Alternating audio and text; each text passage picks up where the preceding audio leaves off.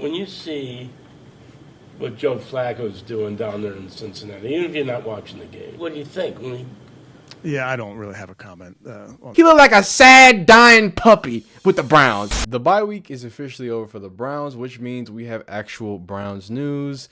And happily, if you're a Browns fan, Kevin Stefanski will no longer be calling plays. However, there's also some more concerning updates, like the fact that Shedeur Sanders has yet to practice. I'm confused. He's been out for over 2 weeks for something that was supposed to be back tightness. It's not adding up. But more importantly, what's not adding up is how Kevin Stefanski was allowed to call plays in the first place. So we're going to hear him speak about why he gave it up. We're going to go through some stats and facts of the reason why there should never be Kevin Stefanski should never call plays in the NFL again. And then, of course, see if we can get any more details about the Shedeur Sanders information, because it's really not adding up to me. But I want y'all to know I didn't want Shedeur start unless Kevin Stefanski stopped calling plays. So I want it to be known I'm officially back on the put 12 on the field train because of this right here. Let's hear it. We talk about, it's never about one person. So whether it's you're talking about a player or a coach, it's not about one person. But obviously, I think Tommy's going to be himself, and that's what I'm asking him to do. And I'll be there every step of the way to help him in any way I can, like you should with any play caller. But bottom line is he understands what we need to do, which is stay on the field and score some points. And will he be? And don't worry, we're going to listen to, we have the full interview. I just wanted to get that small snippet, and let's take a look at some of the statistics on what they've said in what's past. Now, I do want to point out, you're going to see in some of these tweets, this is the second time in a row. So 2 years back to back, Kevin Stefanski has gone into the season saying, I'm going to call the plays. He calls the plays, they don't win any football games, and he has to relinquish his play calling duties. Now, just so happened the last time he gave up his play calling duties to Mr. Ken Dorsey was fired at the end of the season. Sounds like some sacrificial sacrificial lamb type business that's going on here, where Kevin Stefanski now, with the season basically cooked, we're at the half point of the season, right? 9 games down for most teams. You're just going to throw old Tommy Rees under the bus and hope that we can keep on pushing. The scrappy Alabama offensive mastermind is now getting pushed under Kevin Stefanski's 1785 offensive system. And not to mention, you lose Joe Flacco. Not to mention, you lose Kenny Pickett. Not to mention, you're stuck now with Kevin Stefanski's handpicked guy in Dylan Gabriel. I don't hate Dylan Gabriel. I think he's going to be just fine. Give him some time. Maybe he can be a reasonable football player. But as it stands right now, he's not playing good football. So now Tommy Rees is going to be forced to have to pick up the pieces. Now, I think it would be easier if he had another quarterback. Hey, that's all I'm saying. But these are what the stats say. So in 2024, Stefanski with the play calling 1-6, 253 yards per game, 15.6 points per game. Give up to Ken Dorsey. The record improves slightly. Not really. I mean, it's a larger sample size of games there. Your yards per game do go up, but your points per game slightly go down. So in 2025 right now, we have more yards per game on this, same similar trajectory, right? But then on top of that, you got 263 yards per game and 15.8 points per game. So these are pretty comparable. I have to say that for 2 years of a similar sample size and similar levels of mid, it really baffles me that no one else decided to make this decision earlier, right? Last year, Kevin Stefanski handled play calling duties to offensive coordinator Ken Dorsey, who was fired at the end of the season. So even Nico, Elite Takes on Twitter, was like, this is weird. The whole story of 2024 was they were running a different offense for Watson with Ken Dorsey, and things would improve by going back to his scheme again. So if he's now admitting he can't do it like he used to, does this have hot seat implications? A lot of Browns people seem to think it has the exact opposite of hot seat implications, and maybe this is the stamp of approval. Because at this point, Kevin Stefanski, not that he's not responsible for the offense, but he gets to take a step back. Right? This is oftentimes a open door to getting fired. But as we've seen, if history is repeating itself, it might just give Kevin Stefanski an out so he can rely on his faulty Coach of the Year awards, right? Giving his play calling to other people and hoping they clean up his mess. But hey, who am I? I'm just some guy who yaps on mics and puts things together. Now, before we get into it, because we are going to talk about a few different things, You know what? Actually, before we do that, shout out to my guy Garrett Bush. And if you know anything about me, me and G Bush. Some just be on the lookout. If y'all see us on the same screen, just know I told you here first. Now, he pointed out something, and we talked about this Joe Flacco video yesterday because obviously there's no Browns video. We did do a review of the Browns. I mean, that boy Joe Flizzy threw for 400 yards, boy. 4 of them things in the zone. They still lost the game, but the Bengals are going to bungle. Garrett Bush said this: Flacco's performance should be the nail in the coffin for Stefanski. We have to sit here and pretend Gabriel's a starting quarterback. I never want to hear Browns or want to run Kevin Stefanski's offense. Stefanski is a bottom 5 coach. And people keep wanting to disattach Joe Flacco's success from that being any sort of indictment on Kevin Stefanski, but I think it's the most glaring one. I don't think it's an indictment on the team. Like, the talent's different, that this is different. I get it. I get it's not apples to apples. I completely understand that. But Joe Flacco in the Brown scheme looked dyslexic and scared. He looked dyslexic, scared, and 47 years old. You put them stripes on his helmet, boy. Joe Flacco get them stripes. He doing read options. He dropping dimes. He looks like he's 22 years old. I forget the box score. Don't look at the stats. Don't even look at the stats. I want you to just look at how soulless. I made videos about it. I made shorts about Joe Flacco being soulless as a part of these Browns. And he goes to the Bengals, and every other week, I got my fiance sending me, "Oh, who's this Joe Flacco guy? He seems like a dope guy." She didn't say that shit once when he was over there with the Browns. He looked like a sad, dying puppy with the Browns. And all of a sudden, he goes up the road to the Bengals. And just don't look at the stats. Look at Joe. Look at the spark in his eye. Look at him crack a smile when he gets out of the Browns' offensive scheme. Kevin, what do you have to feel? How do you have to feel about a 41-year-old legendary quarterback, Joe Flacco, goes to another abysmal team with a worse offense and starts dropping his nuts on everybody? How do you feel? Let's hear it. When you see what Joe Flacco's doing down there in Cincinnati, even if you're not watching the game, throwing touchdown passes all over the field. What do you think when you couldn't put those numbers up with the receivers you have here? Yeah, I don't really have a comment on Joe or any players on other teams. I don't think it's appropriate. The results are so contrasting. Yeah, I understand the question, but I really don't have it. He said, but I mean, it's glaring. Like, it looks real bad, Kevo.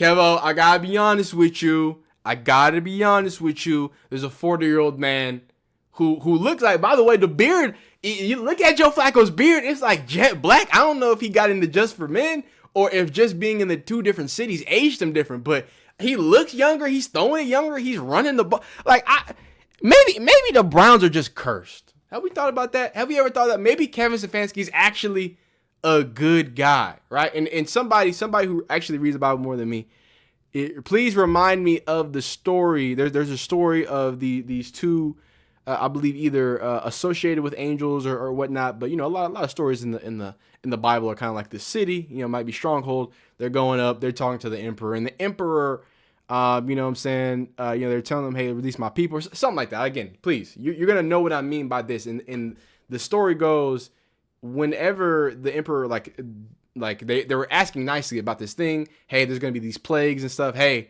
let's make a deal. Big God's got you. Everything's gonna be crispy if we make this happen. The emperor says, "Get up out of here. I don't care about you and your God." In the Bible, that's what he's saying to the people, right? And the crux of this is because of that, God forces the emperor. They say he hardens his heart. He hardens his heart, and basically what that means about it is like he closes him off to the idea. In the story, it plays out like he literally can't say. He can't accept this deal anymore and save his city because his heart's been hardened. But I think it's supposed to be in an analogy, right, of the pride in men, right, and what lengths you will go to prove a point, right? Hey, you said no to that initial offer. Okay, well, and again, y'all figure out the Bible thing. I don't know, but I just remember it's a great story. I think the Bible has a lot of great messages in it. And I think Kevin Stefanski right now is having his heart hardened right now. I think every single time he has the opportunity to do something, to admit he's wrong, to just acknowledge the way, just the optics, Kev, just crack a joke. Hey, man, Joe Flacco's not bad, but hey, I think our guys are pretty talented too. I want you to know that if he did that, I'll be like, okay, Kevin Stefanski at least sees it. He sees that his offense is statistically one of the worst in the NFL on a multitude of catalogs. Let me show you.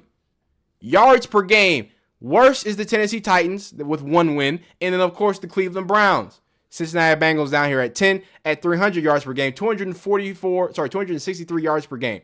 Right? Then we go to points per game. Obviously, we know they're pretty bad. Shout out to the New Orleans Saints in their first-round draft pick or second-round draft pick, Tyler Shook, and their abysmal record in terrible points per game. Now, how about EPA per play? Right? This is the estimated points per attempt. How each play results in you actually scoring points and winning games. Tennessee Titans, number 1 for being the worst, and of course the Cleveland Browns. So I do want to say, in all this hardened heart and all these things, I feel like he has to prove that point. And a part of proving that point, I'm not a conspiracy theorist. I'm not somebody who's going to spin a crazy yarn. But I have been keeping up with this whole Shedeur Sanders situation for a long time. And I've been keeping up with it since the offseason. And it's not lost on me that the only 2 times that Shedeur Sanders has had injuries that have taken him away from play and away from playability is the same week that Dylan Gabriel absolutely looked terrible. And maybe they didn't know he looked terrible. You can look at the trends. Each game he played worse. So, I don't know. Maybe they were looking at trends and analytics and said, hey, look, Dylan Gabriel's going to play awful. We don't need the rumblings of Shedeur Sanders. And then he has the back injury. Remember, this is 2 weeks? This was last Friday. He's tight. We hear from Boog. Hey, it's a real injury, but he's going to be okay. Shedeur getting his treatment. We saw the great pictures of him and videos with him and Coach Prime. Phenomenal. That was this weekend. We at this point are a full week of treatment. He practiced fully, no problems until Saturday. It wasn't a back spasm, it was back tightness. Okay, get your treatment, take a full week. He has had a full week. A full week of treatment and everything else. And on Monday, you're telling me Shedeur Sanders is still dealing with the back injury, but getting better. Now, again, if he shows up on that field tomorrow, hey, this is just water under the bridge. Shout out to Adele, right? We're going to keep it moving and grooving. I'm not even going to touch this anymore. But when I go and I think about the last time he had an injury that kept him away from time was a preseason game. A preseason game where Dylan Gabriel got to get a nice large share of the reps. He threw some picks. He fumbled the ball. But at the end of that, because of the amount of reps he had, people came away saying that, hey, Dylan Gabriel film, that's pretty good. Some pretty good film. Don't to this day don't understand how he threw a pick and fumbled the ball, and everybody unanimously said, hey, that guy's good at football. Okay. Shedeur misses that one. And now he misses a game where Dylan plays bad again in the regular season. And now after a week of people banging the drum for Shedeur, hey, they got an extra week. They got extra time.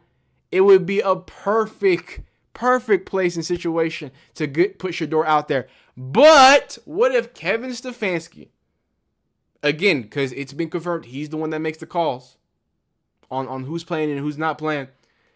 Kevin Stefanski said, nah, man. Let's just take it easy. Hey, I'm gonna let y'all think how y'all think and y'all figure it out. It just seems a little suspicious. But hey, I'm not that smart. I'm just a dude yelling in mics. Now, something that we did see with Shedeur Sanders, and obviously, the Giants fans are having a hard time, even though Jackson Dart's a baller.